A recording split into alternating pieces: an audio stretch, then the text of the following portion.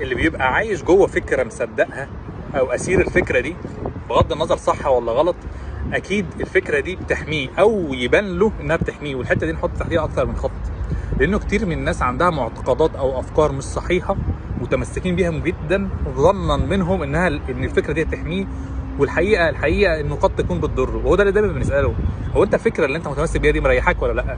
في الاغلب بيكون لا، ومحتاج عشان اتخلى عنها محتاج اشوف لها بديل او اصححها. فحد مثلا عايز يحس بامان فمش عايز يخش في علاقات عشان ما يتجرحش، دي فكره بتحمي، ولكن الحقيقه انها بتمنعه من الدخول في علاقات. فايه البديل؟ البديل ان انا هدور على فكره ثانيه تحسسني برضو بالامان، بس هتديني الحته مثلا بتاعت دخول العلاقات.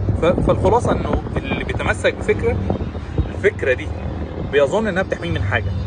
فاحنا بندور على ايه؟ بندور هل الفكره دي فعلا بتحميه، وحتى لو بتحميه هل ليها ثمن بتضره في الاخر ولا لا.